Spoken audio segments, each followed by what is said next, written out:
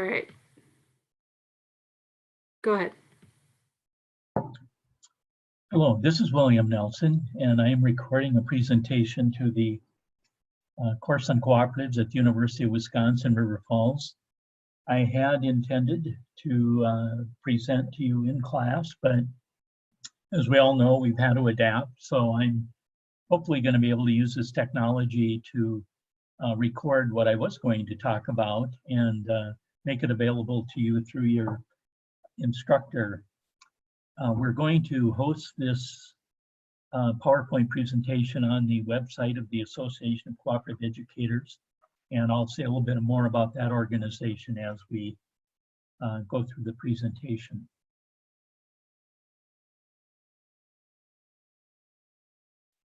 Let me back up already. Let's bear with each other on this technology. I know it has its advantages and challenges, but I think we're all going to learn for it. So the point I want to make in my title is, what in the world are you going to do, and can a cooperative be part of your future? And I realize that first question is not grammatically correct, but as I go through this, I think you'll see what I'm getting at. So this first paragraph, I have two of these at the front, and then the rest are bullet points and some photos and things like that. But let me just start with reading through, and hopefully you're able to do that as well. But the cooperative business model is a vital part of not only our own market economy, but in most economies around the world. Understanding of this business model was one of the founding principles when cooperatives, in the form we recognize today, were established by the Rochdale pioneers in England in the mid-1800s. To address the need of an informed membership, they established a core principle of cooperative education. And in case you aren't aware, this is the historical reason why the University of Wisconsin River Falls provides a course on cooperatives today. A lot has happened since then, and more is happening now, as you'll hear as we go through this. But you are in a historical spot. Throughout this course, hopefully you've been learning a lot about the specifics of cooperatives. This presentation is designed as an overview of these specifics and how they might be relevant to your own careers as you seek ways to earn a living while being of service to your communities. My objectives for this part of your course is to zero in a little bit more in detail on how cooperatives may provide employment and entrepreneurship opportunities for you. Maybe to emphasize how cooperatives are part of macro and micro trends today. Hopefully you've been covering that in the course. And then to understand the principles, practices, and possibilities of cooperative education. And as I go through my presentation, hopefully you'll understand why I'm emphasizing that last objective.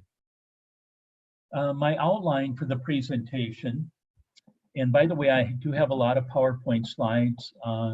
For a few of them, I'm going to talk in a little more depth and in length, but many of them, as we get into the presentation, we'll be going through them quite quickly. They're just some references and materials for you. First, I want to talk a little bit about what I mean by the title of my presentation and some questions. The second, macro and micro trends, some big picture information. Quite a bit on cooperative education itself. I'll have some professional development opportunities that I want to encourage you to consider. Then some practical suggestions, and then finally I will conclude. My one regret, I guess, is that we aren't able to have an interactive process in your classroom. But I thought what I would do is start out with a number of questions that, if we were in your classroom together, I would raise these questions and we might have a chance to talk about them. Since we can't do that, I'll just put them out here in front and go through them, and then as you're listening to my presentation, perhaps you can jot down some notes that may be of benefit to you and to your instructor. Perhaps she can fit it into the broader context of the course. I would mention that I'm very familiar with the structure of your course. I do have a copy of the syllabus, and it's very similar to a course that I taught for 12 years at the University of Minnesota, Waseca, earlier in my career. Dr. Zulli and Dr. Kropp, I'm very familiar with the textbook that they put together. I actually had a hand in that. Used the materials myself in presentations like this, but I don't, again, know the details of how you're handling the online part of your course now. So wish you well in it and hope that it'll benefit you and we can all learn from it. So the basic questions, do you feel you have a purpose in life? Does it matter? If so, how big is it? For how long? How realistic?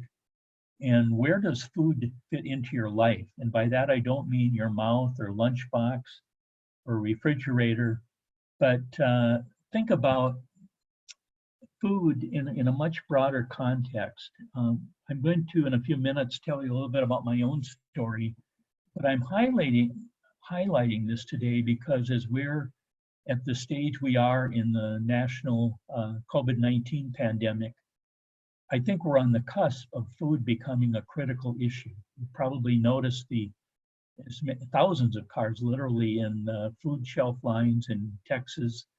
And we're pretty adamant, we from the ag sector, that we're going to be able to feed people. But it's going to become very critical in the near future. The other reason, of course, is that I'm assuming that most of you have an interest in food and agriculture. And I'm going to highlight the career opportunities in it. It's a great time to be involved in that. Number 5 on my list is, how is your experience preparing you? And by experience, I'm talking about the kinds of experiences you've had growing up and also through clubs and other kinds of activities, which I'll go into in a little bit more detail shortly. And then number 6, how has your formal education thus far prepared you? You have a high school diploma. You're somewhere in a 4-year degree program at UW River Falls. Some of you are probably closer to the end than others. So you'll have more opportunities to participate in the coursework at UW River Falls, but it can be a part of your future as well. So, we're just pausing here for a moment to think about what you can learn from the classroom, what can you learn from other types of experiences. Number 7, will this experience and formal education be enough to achieve your personal and professional goals? And if not, how can you transition to your next steps in developing your capacity? And I guess if I had to summarize the key point of my presentation, it's really number 8, to look at how you can build your own learning plan for the future. So the question, what in the world, and other questions, the what part obviously is we live in a global environment. So no matter what we do or choose, we're going to have to think about where it fits in the world. And then finally, if you take out the commas and look at it, if someone has asked you, what in the world are you doing anyway? Think about that. But some more questions. General or technical education. I made a choice, as I'll explain in a moment, to get a liberal arts degree. I then worked in a technical college. During my work career, I've been involved in both. And you're fortunate, I think, in being in on a campus in a collegiate environment that understands both general and technical education. As you go forward in making career choices, you may have to make choices of leaning more towards one or the other, but it's an important issue in our education system now. Are you aware of models of leadership development? I assume you are, and will take advantage of them. A key point of my message is, are you equipping yourself to earn a living? And how can you capitalize on opportunities to make transitions in appropriate and timely ways? The emphasis in number 4 here is the appropriateness and timely ways part. Number 5, I added, in the last few days as I was finalizing this presentation. What are you learning about managing through disruptions? During my career, and presumably I'm not too far in age compared to your parents or grandparents, but in our time we had disruptions as well. But looking back on my life and communicating with our adult children now and college students, I think the disruptions that you're going through now, and we all will in the coming months and years perhaps, are going to be very significant. So obviously you're wondering, well, what do cooperatives have to do with this? And that's what we're going to talk about here in a moment. But again, a reminder, how big is your picture? What I've done here is a slide in which I am going to provide an introduction of myself. And what I would like you to do, encourage you, is to think about whether there may be parallels in your own life. I'm obviously farther along in my career, closer to the end, in fact, than you are, but I just want to give you some examples to indicate how I became interested in cooperatives. And basically it was this. I grew up on a farm near Brainerd, Minnesota, in central Minnesota, diversified family farm. I was in FFA, offices in high school, all that kind of a thing. But I got really interested in food and hunger issues. As a student body president, I coordinated a food and hunger day, wrote papers on it. And it became important to me as I was having to make sort of my first career choice, in that I really enjoyed farming and would have loved to stay on the farm. But at that point, this is the late 60s, we had very large surpluses in agriculture. And it became obvious to me that our problem in the US was not producing more food, which I could do as a farmer, but rather they were economic and political issues. How are we going to find new markets, distribute it? If you're familiar with the history of the time, Public Law 480, we resolved a fair amount of it by using food as a foreign aid tool. We ship food around the world. And it's interesting because some of those issues are still relevant today. Surpluses, market demand, and all of that. My choice of a college education was a difficult one, in that I was determined to go to the University of Minnesota. I don't exactly know why, but I was struggled between an ag career, which I would have done on the St. Paul campus, or a liberal arts career in political science and sociology. I decided to go to the University of Minnesota Morris, got degrees in political science and sociology from there, graduating with a very good education, I felt, but I knew how to do two things. I could write papers, and I still knew how to farm.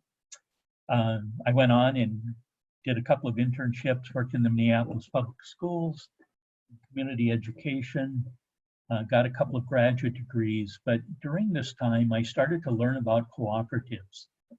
I have a number of stories, which some of you I think may have heard because you perhaps participated in the college conference on co-ops or other co-op education activities. But basically what I realized was, despite the fact that I had a very good high school education, you know, the typical high school education, and added what I learned through vocational agriculture, we had never talked about cooperatives. We just wasn't included in the curriculum. But through a variety of experiences, I became interested in them. I began reading a lot. I went on and got 2 graduate degrees.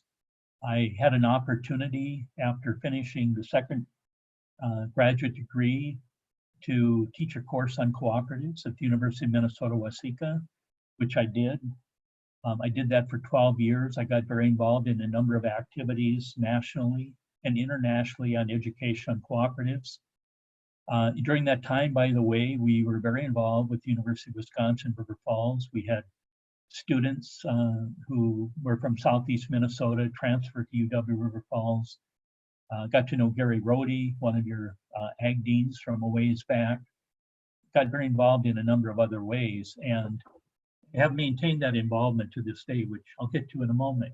But I could really see during this time the need to be able to pick up skills and experience outside of the classroom.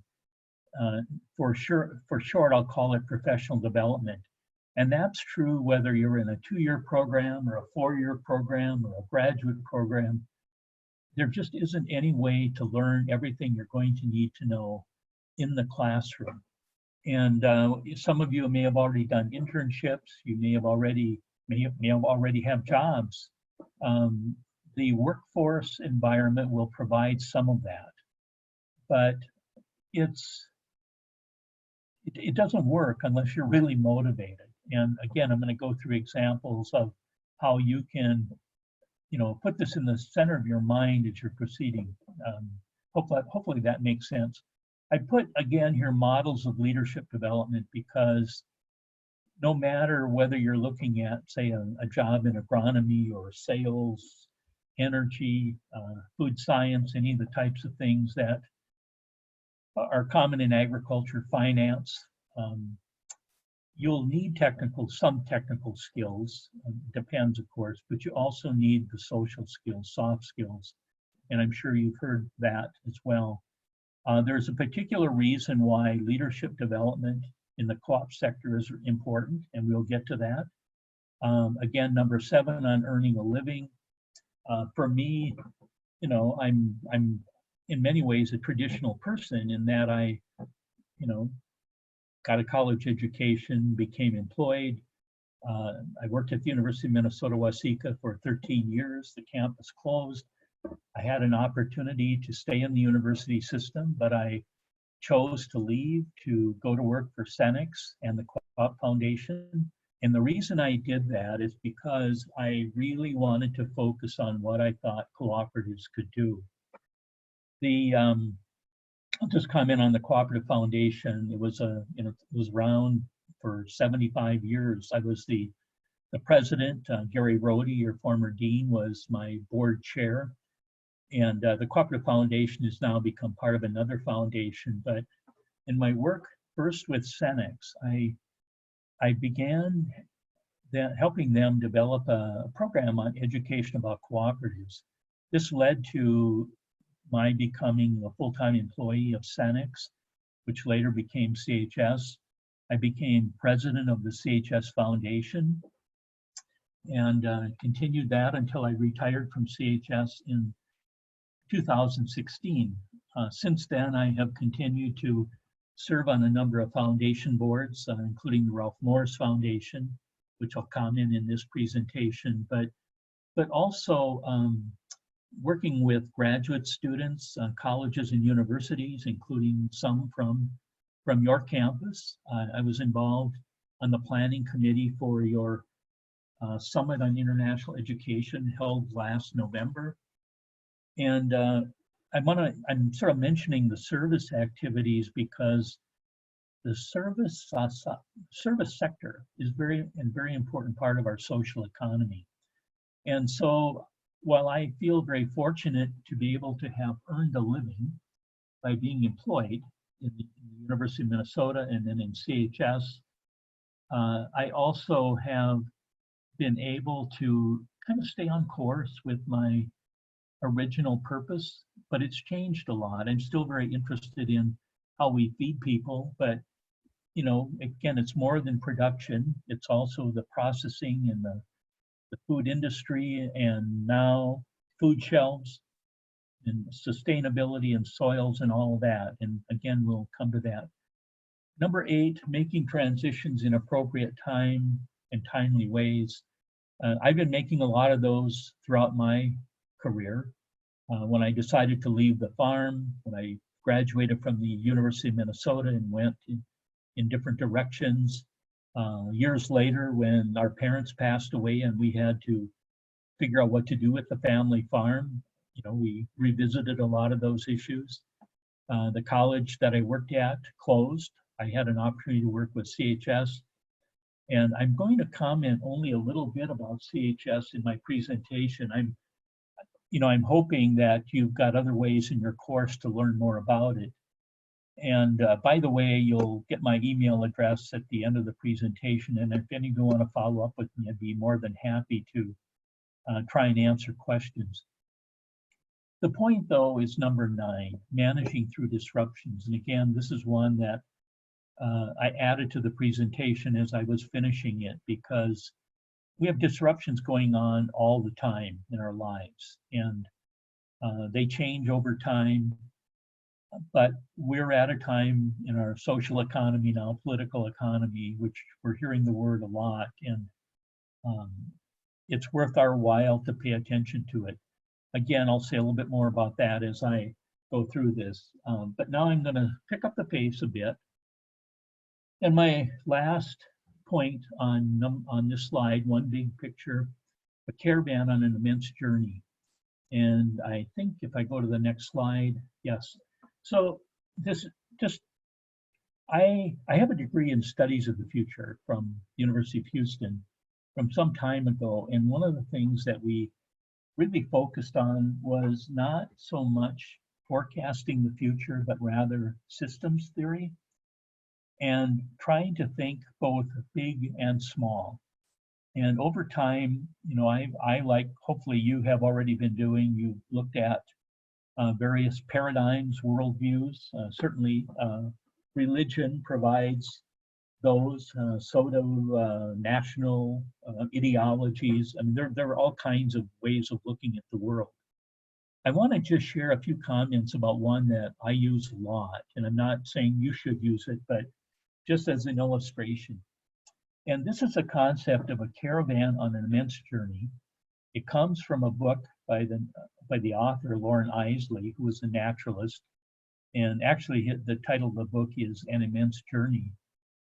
But in the book, he talks about the concept of humanity, moving through time.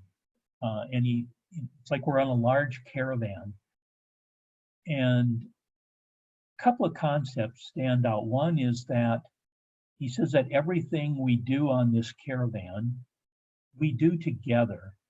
Right now, at least 6 feet apart, but you know what I mean. We're with other people. But there are 2 points when we're on this caravan that are solitary. And that's when we're born and when we die. And the death one now is one that's sort of catching our attention because of what's happening with COVID-19 situation, where it's, at least for a while, changing for many people what happens at that part of their process. But I want to add just a couple of more comments about this. So if you think about the people, and it's 7-point-some billion, which I'll show you the number here in a few minutes, that are on this caravan right now. And we're moving through time. Arthur Clarke said that behind every person now alive stands the ghosts of 30 people, for that is a number by which the dead outnumber the living. He wrote this in, I think, 2001, or at least that was the year for his book. But so I don't know if the 30 people is still accurate, but most estimates, if you research this, indicate that since we began defining what a human being is through evolution, the expectations are that there have been about 100 billion people who have lived on the planet Earth. Right now, of course, we have more than we've ever had at one time, but it's a lot of people. And if you think about what every one of us, the 100 billion, have had in common is we're all organic beings. We have to eat, we have to intake water, we have different needs for clothing and shelter, of course, depending on where we live on the planet. But the commonality of food and how it fits into our lives, and whether that's the production, the processing, the safety, the serving, the paying for it, are all parts of our lives. And for me, as I think about addressing big issues, I sort of come back to this frame because, you know, again, looking at the media now, and you're probably reacting the same thing I do when you see photos from, you know, concerts and sporting events where we have masses of people together, and now we're trying to get everybody separate a bit, and we're wondering when we can get back together. It sort of hits home, our relationship to other people on the earth. The other point is that we aren't just who we are now, but we're very much driven by people from our past. And not only from our past, but by the future. And one of the things that I think we're going to become more and more aware of, even than we are now, is what it means for generations in our workforce and the transition. So this is simply what I mean by a big picture view of the world. I'm really intrigued by the concept of macro and micro, nano, et al. Technology. Archaic genes and genetic innovations is the one that I actually think is going to have the biggest impact on our future. I was around when I remember being excited when Crick and Watson came out with their book, The Double Helix. I learned about genetics in high school and in college, but what we're learning now about archaic genes and genetic innovations is phenomenal. Microbiomes in soil, for example, I think, again, I'm hoping we have some agronomy or soil science students in your class. There's a lot of interest right now in soil health, and I think it's going to transform the way we do agriculture, quite honestly. But our bodies, whether internally or externally, microbiomes. And then economics, policy, and civil society. And again, this is very much in the forefront of the issues we're dealing with today. And I hope you're paying attention to it, because these are things that are going to be with us for a long time. The federalist concept, what can governors do? What can the president do? How can local communities react? My point in this is that I think to be successful, we need to be able to think big, but also think small. And I have a number of these quotes. I only put one in here, but this one just amazed me. The sun is emitting neutrinos like mad, so that about 100 trillion of them pass through your body every second. If you're intrigued in this kind of thing, let me know, because I can point you in the direction of a lot of other things like this that just, you pause and you think about, wow, what does that mean? Here's another slide. I actually updated this morning, and whenever I've done presentations and had a live access to the internet, I'll put this up on the screen. If you have never done this, I'd really encourage you, just go to the World Population Clock, or there's a number of other ones. But you can sit there and just watch the numbers change. It becomes mesmerizing. And, I've done this in the past, and I actually had a record of what it was a few years ago, and I started looking at it and comparing it, but that's not really important. But you really get a sense, again, back to my concept of the caravan on the immense journey, the number of people on the planet and how it's changing, and we know so much more about it. So what do co-ops have to do with this? Well, they're a key part of our economy. Hopefully you've been learning that in the class. Often it's missing in curriculum. As I mentioned, there was nothing in our high school curriculum, nothing in college. Most business schools have nothing in their curriculum. Law schools sometimes will do a little bit. There's, by the way, it isn't the only thing that's missing in our curriculum. So hopefully you figure that out by now, no matter how good your courses are and your major and your curriculum and your degree, there's going to be some things you're going to be missing. So along with co-ops, there will be other things, but today we're just going to talk about how can we make up for this lack of education about co-ops. One of the things that really have intrigued me about cooperatives is they're really change agents. And again, I'm assuming you've studied some of this in your class, but and I'll use CHS as an example. Cenex was started by farmers in the upper Midwest at a time when they had to deal with a new challenge, and it was basically their energy source was changing. They had, up until the 20s and early 30s, been able to grow their energy source, oats, hay, feed for horses or oxen. As we changed to using fossil fuels, they became dependent on something else. They could not grow their own energy. So They formed what local co-op associations to buy fuel, tires, and batteries, which eventually became Central Exchange. And then many of the same farmers also now had more grain to sell because they didn't need it for feed for their livestock, for their horses. And so they formed another cooperative called Farmers Union Grain Terminal Association, GTA Harvest States, and then in 1998, Cenex and Harvest States merged. But cooperatives were change agents, and they've been that way around the world. They're a way to change things in a way that can help, in this case, farmers be able to do something they couldn't do themselves. And again, I won't elaborate on this because I'm hopeful you've been reading and studying that in your class.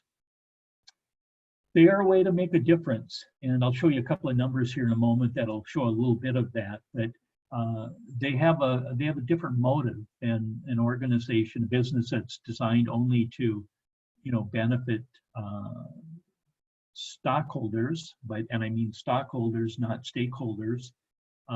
They can make a difference in communities as well. The important thing, and one of the reasons that I'm really pleased that you're having an opportunity to include this in your curriculum at UW River Falls is because there are so many career opportunities in cooperatives. I think you are probably exposed to more of them in your curriculum and campus just because of where you're located and because of the prominence of the large co-ops and local ones in the upper Midwest. Here, of course, we're home to the headquarters of CHS and Harvest States. Farm Credit is prominent here. CoBank has an office, Compeer in the Farm Credit system. And then there's a whole slew of other co-ops of various sizes. And another reason, and this is sort of like the cooperatives as career agents, but hopefully you're familiar with Peter Senge's work on learning organizations. And the concept there is simply that an organization, if it's vital and alive, will be constantly changing and adapting. And I've always thought of cooperatives, successful ones, as being that type of an organization. In fact, I had a friend years ago from Canada who commented that one of the problems some cooperatives had is that they struggle to get started and then finally have a really good year, and then they have an annual meeting and they spend most of their time talking about how well things went, and they keep doing that year after year instead of remembering that they really were change agents, and if they're going to be successful, they've got to be constantly changing and adapting. And co-ops are problem solvers. And again, hopefully you thought about that, heard about examples in your curriculum, in your course, and also from your speakers. So problems that need solving, just a sidebar here, sustainability is a big one. It is critically important, and I won't go into details here about the sustainability issues that cooperatives have, except to say that, again, having worked at CHS and colleagues at Land O'Lakes in the agronomy and dairy food sectors, and then others that were competitors at the Cargills and Bunge's and ADMs. And I was very involved with that before I left CHS. But one of the challenges co-ops have is that they're owned by farmer members. And unless farmer members and the management and the employees fully understand this, they're going to have a tough time competing. So if you have an interest in sustainability, co-ops are a great place to get engaged. Climate change, we're all going to be faced by that. It's sort of fallen off the radar now for a few months as we deal with COVID-19, but it's going to come back with a vengeance that we have to think about how we're going to deal with climate change. Food for 9+ billion people, I'm sure you've all heard those numbers. That's why I put up the number. We're over 7 billion now, 9+. We're starting to see, we're getting the 9+ is forecast by the year 2050. I'm sure you all know that. But 2050 isn't going to come just like suddenly happening one day. It's happening already, and how we're going to adapt. Having worked at CHS and being involved in the energy sector, fossil fuels are a critical issue. Saw a headline today in the news that apparently oil prices just dropped somewhere. They were for as low as $5 a barrel. Of course, it's temporary, but these are going to be challenging times. And I think if you're looking at ways that you might get involved in helping solve these problems, food and agriculture, broadly defined, is a place to do it. Water, energy are going to be critically important. Again, my common theme here, I'm hopeful all of you are thinking of meaningful ways to earn a living. And then finally, you know, this is something a few months ago, and certainly when I agreed to come and speak to your class, no one was even thinking about a global pandemic affecting what we were going to be doing. So a little bit more in cooperatives. You've probably all seen this map. It's a little bit dated now, but it's from the University of Wisconsin Center for Cooperatives. It was developed some years ago in a project that USDA and we in the CHS Foundation also provided some funding to do a study of where cooperatives are by sectors. The map would be accurate today. I think they're trying to find ways to update it, but you can see just from looking at it that we in the upper Midwest are really at the heart of a lot of them, but they're all throughout the country. So we're all over, put it mildly. NCBA, the National Co-op Business Association, and I'll get to a little bit more on that in a few minutes, but a few numbers that you've probably seen on the number of jobs that they provide, annual revenues, food co-ops reinvesting in their communities. 1 in 3 people are members of co-ops. Hopefully, and if you haven't, please do so. You can follow these threads a bit more. The National Cooperative Bank publishes annually the top 100 co-ops in the US. I think CHS is still the largest. Many of the largest co-ops in the US are in agriculture, but they're also in a lot of other sectors as well. Again, if you haven't seen that list, go online, it's easy to find. I'd also mention, it's not in my PowerPoint, but there's an organization called the National Council of Farmer Cooperatives that is the primary trade association for the agricultural co-ops, but they work, of course, closely with NCBA. There's also an electric co-op national association. There's one in Wisconsin, of course, and credit unions,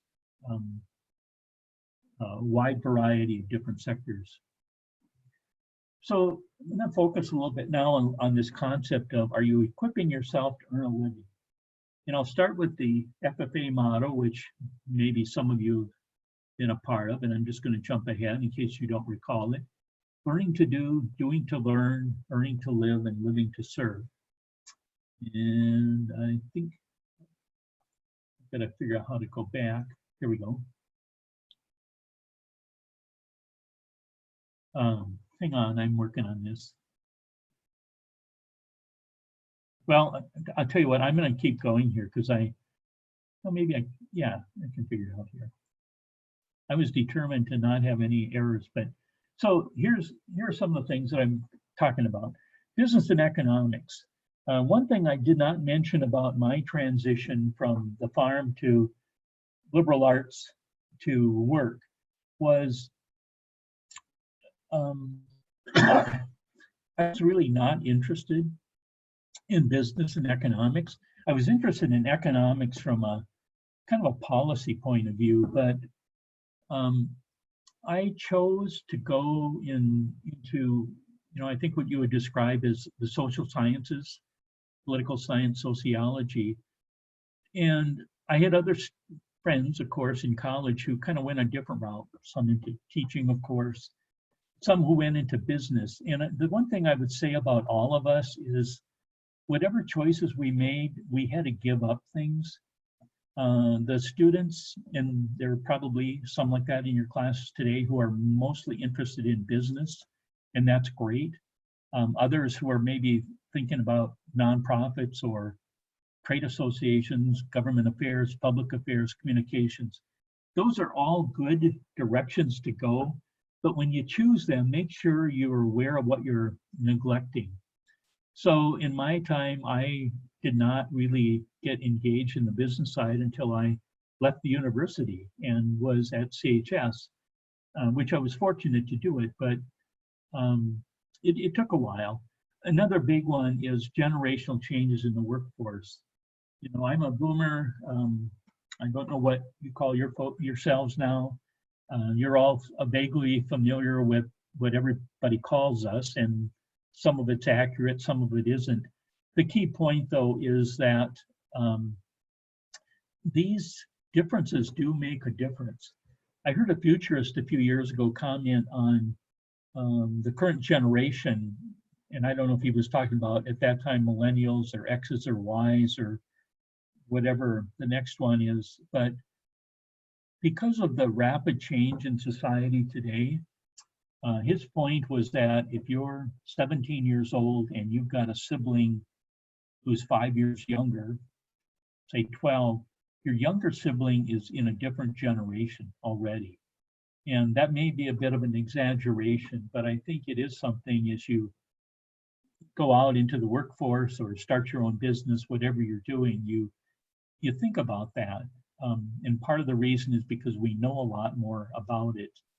Globally and locally, you know, we are global citizens, but, you know, plants grow locally. Hopefully you're paying attention to those kind of things. I'm guessing that most of us want meaningful work. And hopefully over your career, you'll find that some sooner than later. Hopefully you'll be able to do it through a lifetime, but you're going to have to adapt, be creative, transitions, and you're going to have to do it with disruptions. And again, I'm adding that because that's where we are today. I really empathize with you who are graduating now and going out into the workforce, even if you're not and are looking at summer employment and internships. It no doubt is a difficult time, and we've got to learn from it and learn how to adapt. We've all got to become more entrepreneurial, whether we're employed or not. I was very entrepreneurial when I was on the farm. I lost some of my entrepreneurial spirit, if you will, when I became an employee of the University of Minnesota for 13 years. As I made the transition from there to CHS, I really thought about the importance of being an employee of any sort, of needing to be entrepreneurial. And that was something that we really tried to encourage in the programs that we funded at CHS. I covered the FFA motto. Here's where I was going. The political role of jobs in an economy now is something that's always the case, but it's very, very much true now if you're following what's going on today in Congress. Again, I'm hoping you're paying attention to the news, but we passed some major legislation. There are efforts underway, hopefully by Wednesday, to pass some more legislation funding to deal with it. Sustainability is changing. Immigration and migration is something that is catching a little bit more attention right now in agriculture. You look at the meat processing plants in South Dakota and Minnesota, and I saw the Worthington one was closed down indefinitely today. Produce being harvested, and again, I think maybe this will be a wake-up call for all of us that our food system is heavily, very heavily dependent on foreign workers, and we're going to have to address that. The gig economy is something you've probably heard about and some of you are involved with. You know, obviously the opportunity to have different types of jobs are important, and one thing I don't think I put in here, but the healthcare system, which is being challenged now again because of people being unemployed or furloughed, and how do you get health care? So there'll be challenges. Education and training at all levels. And again, in some ways, I think you have an advantage of experiencing what you are at UW River Falls this spring. in terms of having to be tested. I don't mean classroom tests, but learning new ways of learning. It's not going to be easy. And again, I put this on the last point on this implications for board service, because I'm going to talk a little bit more about cooperatives and the importance that they place on board members serving on boards. And these are leadership opportunities, but they're more than that. So again, I'm encouraging you to be creative and diligent and prepared and all of that in terms of preparing yourself for the workforce, but don't forget about the opportunities to be of service. And in co-ops, that's important. Some of the challenges facing ag co-ops, business issues, competition, and consolidation. Hopefully you've been hearing about that in your class. They're consumer driven.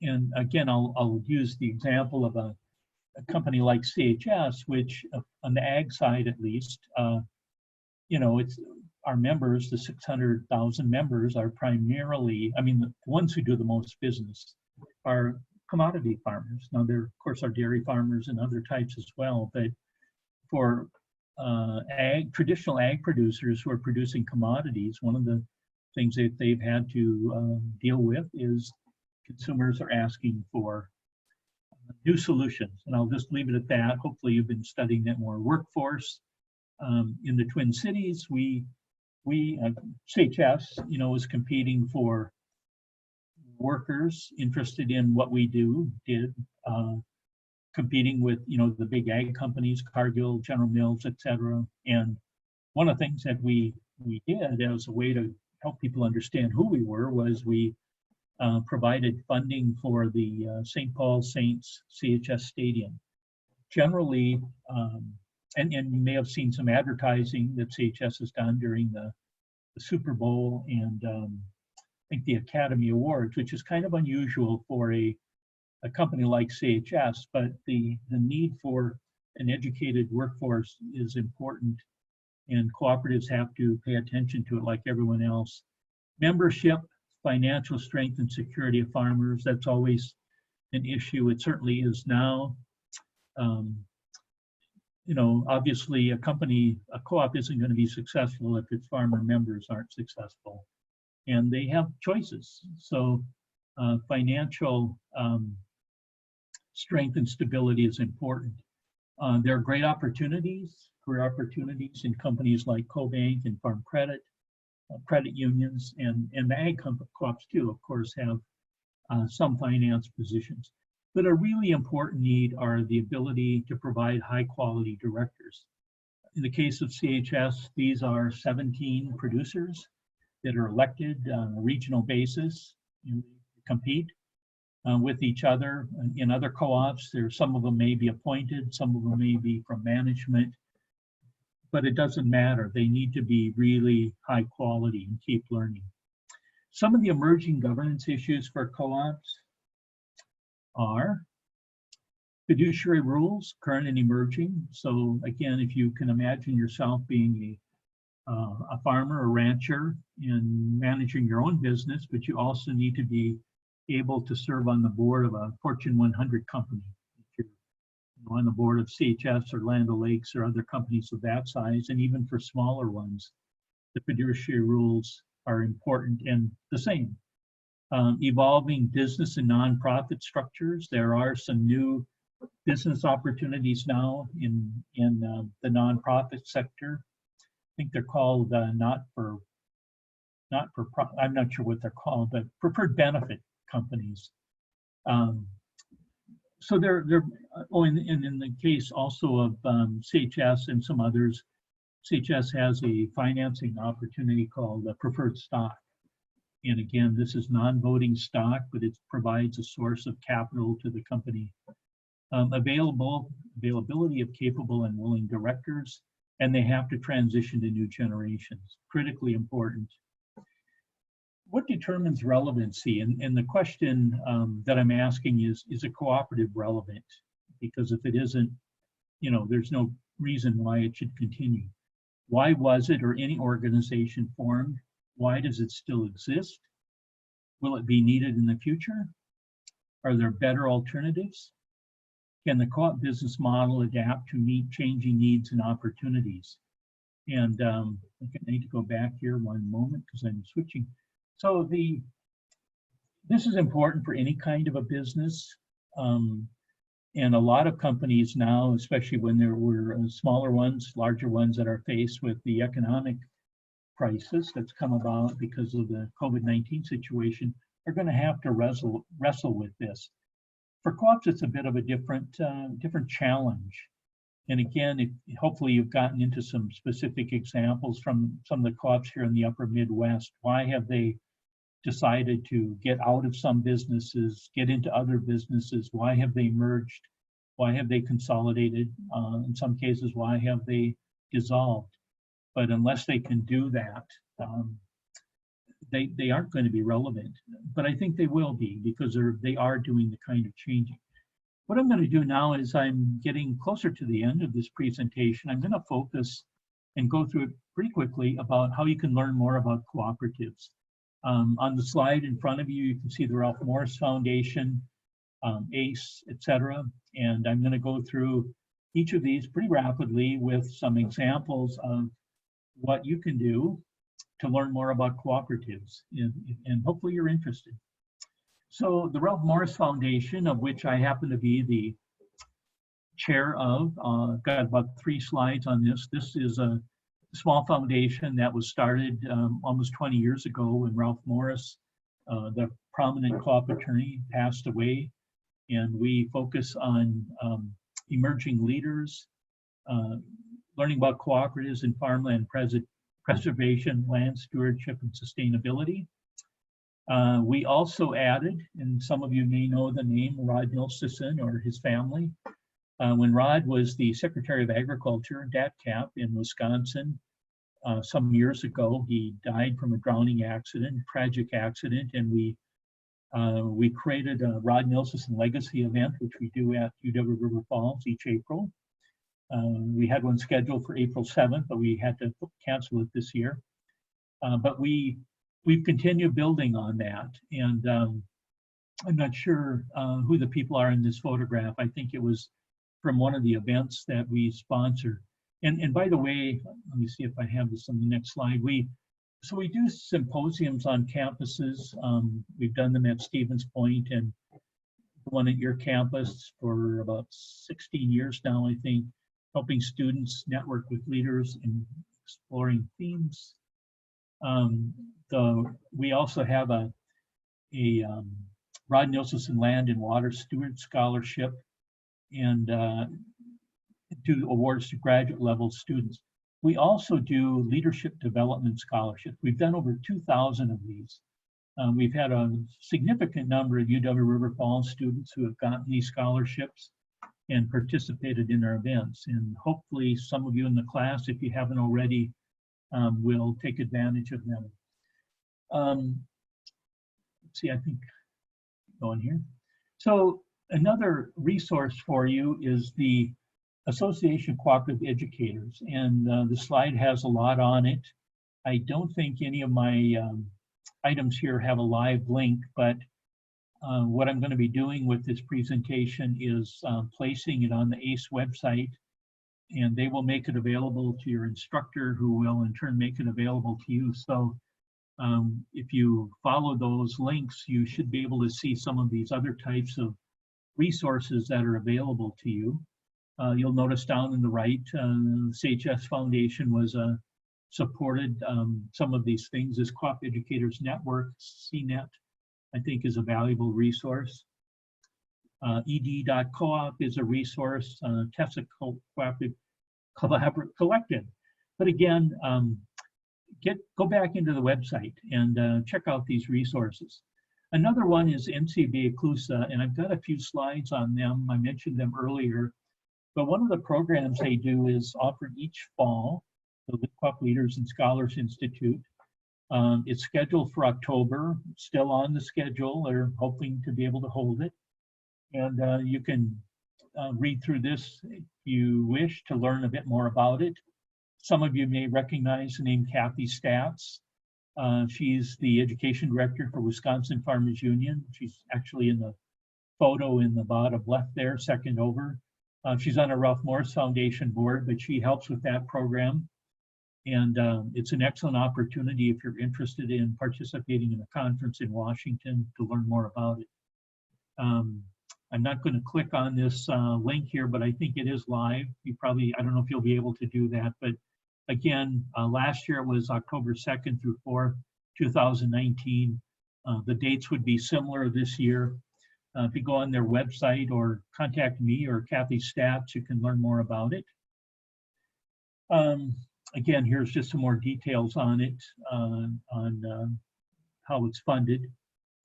And then here's just a slide that shows some of the organizations that participate in NCBA in some sectors and examples. Again, I would encourage you to go to the website. They also are a partner with the Co-op Development Foundation, which hosts the Cooperative Hall of Fame, and they're doing a lot of really interesting things, including helping with the COVID-19 program support for food co-ops. This slide is, I think it's got a few things going on it. It was a story, I think, that appeared in the CHS magazine, and a couple of stories. One, in the photo on the left, was from the Wisconsin Farmers Union education camps that I know Kathy Stats has drawn on UW River Falls students over the years as staff counselors. And then also there's another story on the bottom there about the National Teach Ag campaign, and I'll move on to that. Oh, before I do that, Wisconsin Farmers Union works with the National Farmers Union for the College Conference on Co-ops. It's held during this weekend in Minneapolis every year. If you're interested in that, be sure and check it out. I'm thinking maybe a few of you have participated in it, and then some of the other programs that Wisconsin Farmers Union does. The National Teach Ag campaign, I never miss an opportunity to include this because it's so important. We at CHS were fortunate to be the original major funders of it, but as you can see from the slide, there are a lot of other organizations that are now involved, and hopefully some of you in the class are considering a career in ag education, teaching. But one of the things that we were pleased to be able to do was they added a component about education about cooperatives, and it's called My Local Cooperative. Again, this slide is from a year or two ago, but the links are still valid. I checked them out. And again, if you are an ag education major or have friends who are, you may want to refer this to them. Another new effort that started about a year ago is at Ohio State University. It's an online program, I think, yeah, on for students, et cetera. Again, if you're interested in learning more, you can go online and check it out. Another one that I think is really intriguing, this is called Cooperatives First. It's in Saskatchewan, or in Canada, the Plains provinces, and it was funded by the Federated Co-ops of Canada. And encourage you, just check it out. They're doing some really interesting things up there, and they're trying some new educational models too. I'll say that. This is a brand new one, and I actually haven't even gone online. I just got it on Friday.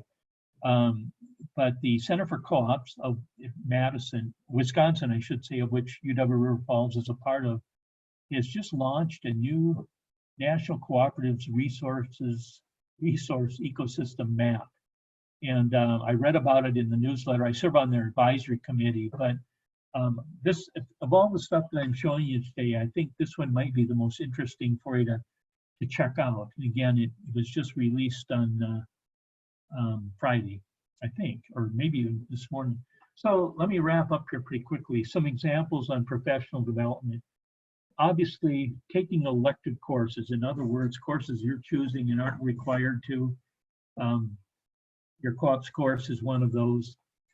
Internships, apprenticeship, mentorship, student clubs, symposia. You have speakers on campus.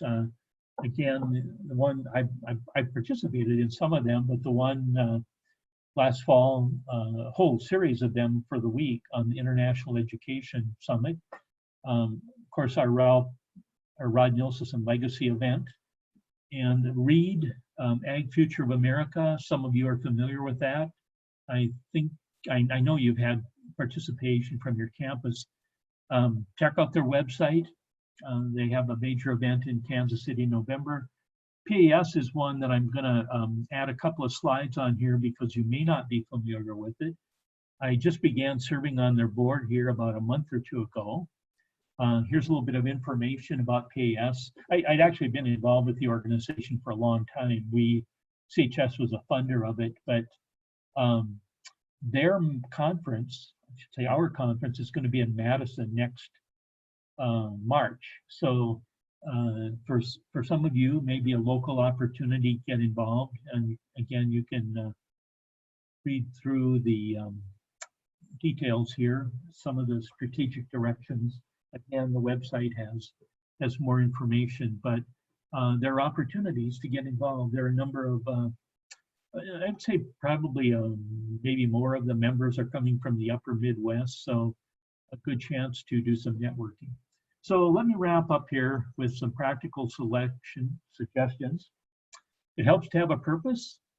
It helps to start sooner rather than later. Read. It need not be a linear path. You know, got a photo here to show.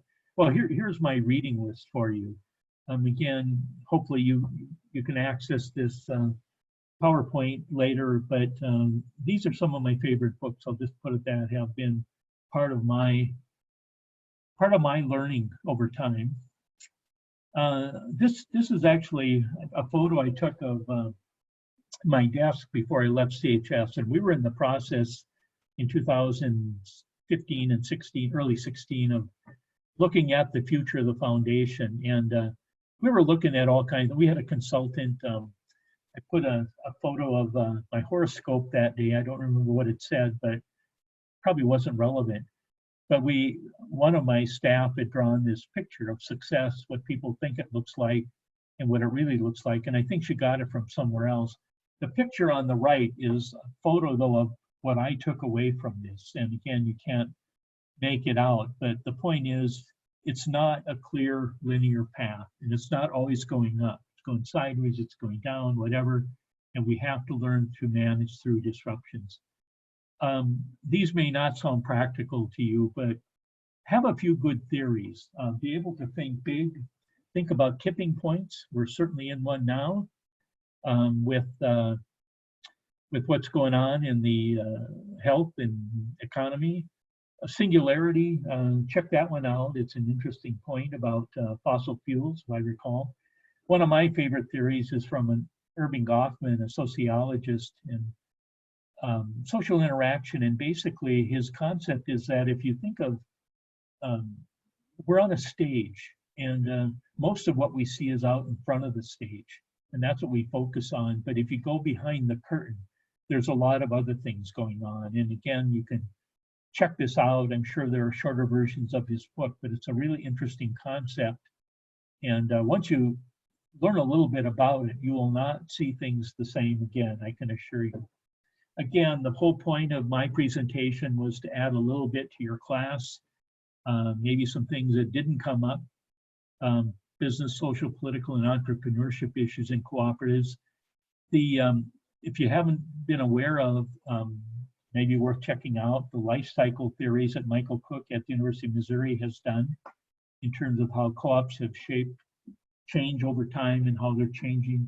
Edwin Norse and Aaron Shapiro are probably mentioned in your textbook, but they were the two prominent theorists behind the cooperatives. Edwin Norse was an economist who said that cooperatives should be created to help make the market safe and stable.